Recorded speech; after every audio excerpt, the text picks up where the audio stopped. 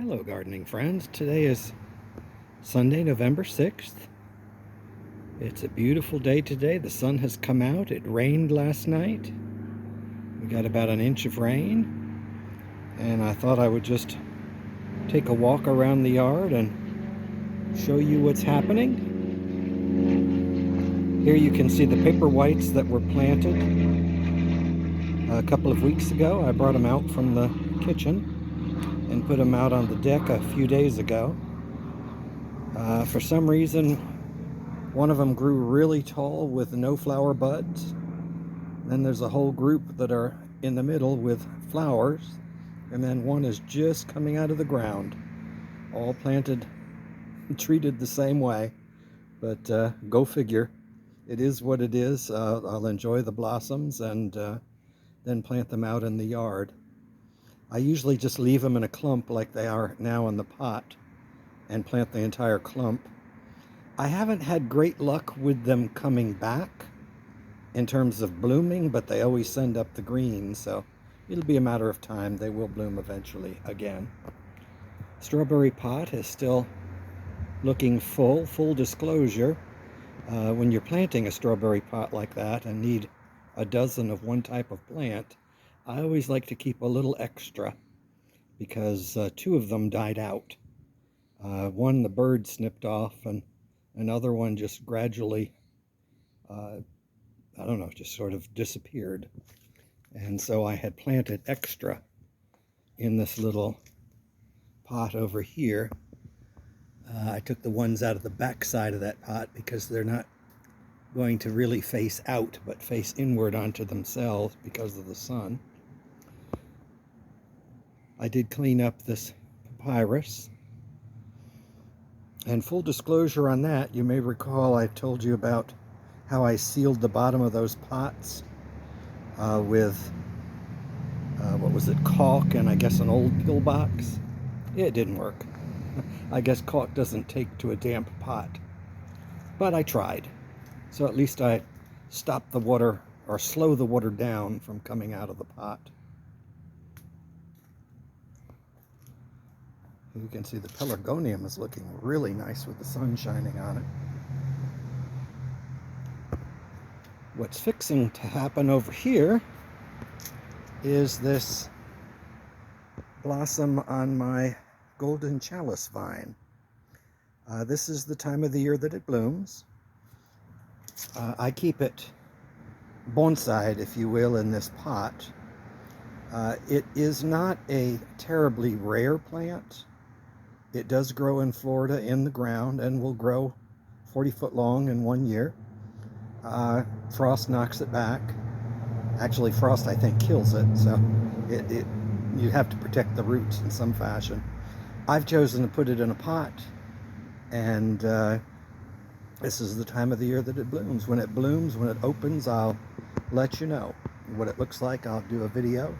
It is a member of the Solanaceae family, the same as this prickly apple. This, of course, is a datura. It's a double purple with a white interior. This is another golden chalice vine that I took as a cutting. They're extremely easy to take cuttings of. Oh, I see it has a flower bud. That's what the flower buds look like when they're young.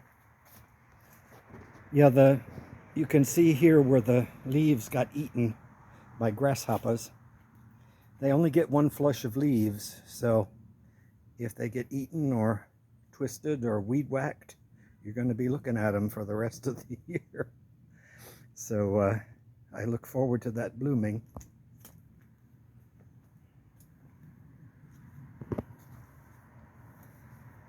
Have to be careful going down this ramp because it might be a little slick.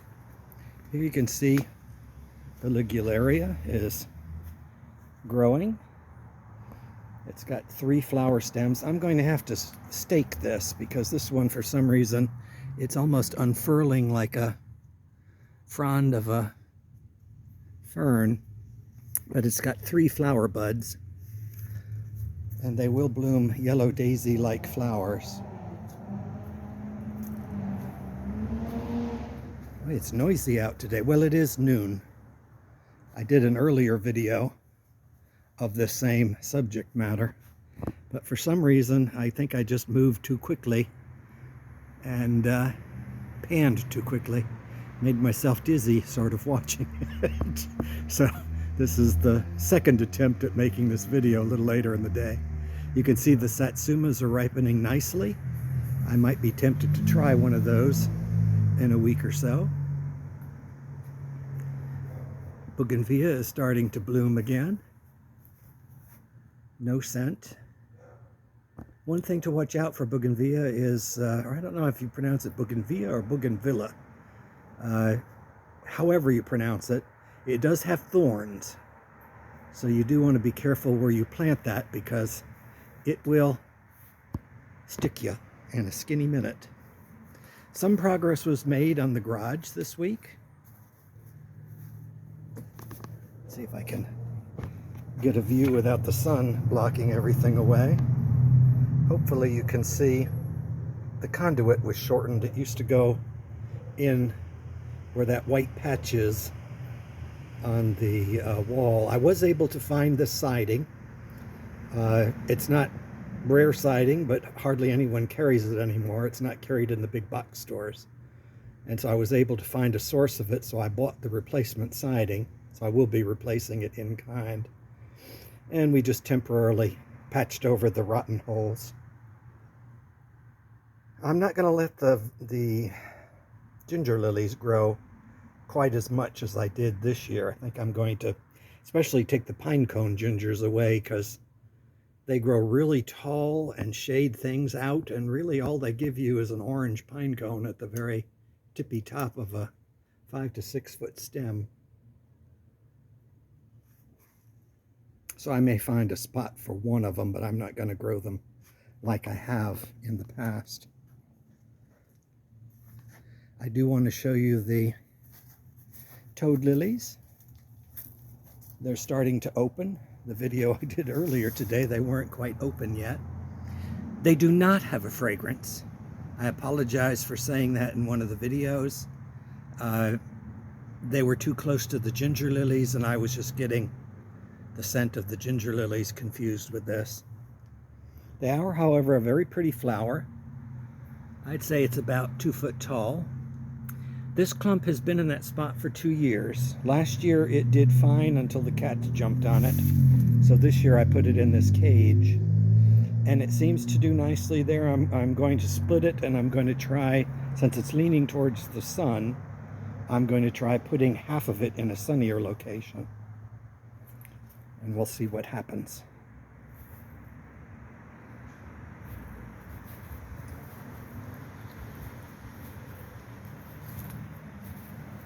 I do want to show you the Iachroma bloom. It's still blooming. This is the week of the Solanaceae flowers, I guess. But I don't have an angel trumpet to show you. I don't know which Iachroma this is, but I do know it's an Iachroma. You can see the buds on this camellia are very promising. It's going to be loaded with, this has a watermelon pink, ruffly flower.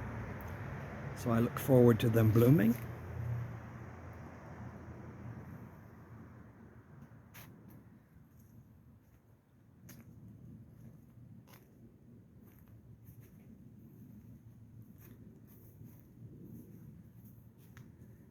Out in this area, I do have some Japonica blossoms,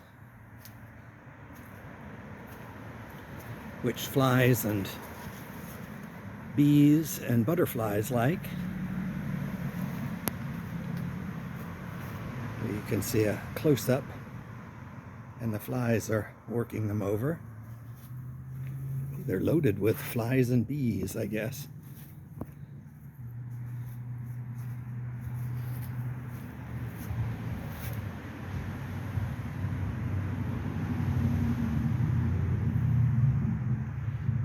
They will open up and really attract pollinators.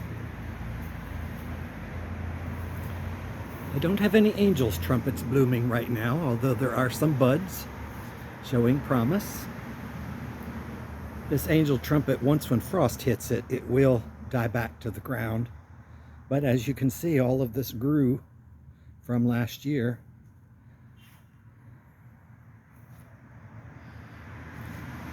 I can also smell my loquats. I have 6 loquat trees, and they are all in bloom right now.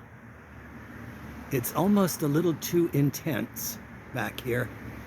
The scent of a loquat is kind of hard to describe. It's very, very sweet, and it almost has a slightly smoky scent to it.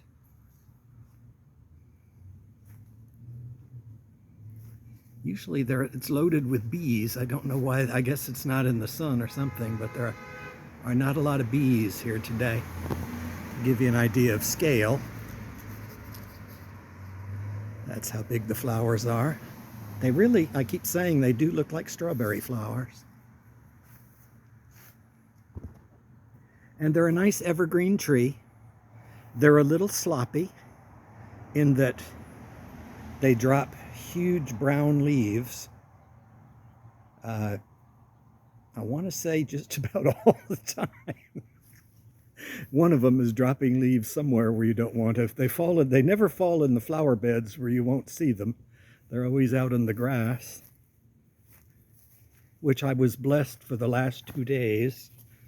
Either a raccoon or I don't think it was an armadillo, probably a raccoon or a possum was back here. And they have the annoying habit of they'll stick their jaw under the ground and then plow the ground up. This go in a straight line about 3 feet, digging up the grass and whatever else that's in there. So I've looked for holes how they get back here, and I've blocked them up with cinder blocks. Here you can see the Encore Azaleas. These are autumn carnation. I do like this particular one. No fragrance, but I do like the double flowers on them. They're very similar in color to Pride of Mobile, although that's a single indica variety. Ooh, look at the size of this.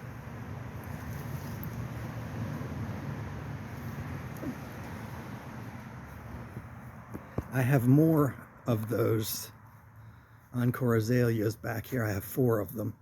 They really put out the most flowers in the spring, but surprisingly, they also bloom around Thanksgiving as they are now. And more loquat blossoms.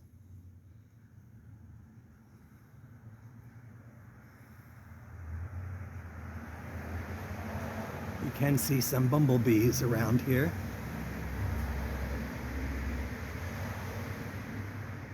One thing I thought I would mention is you never hear me talk about composting or compost piles.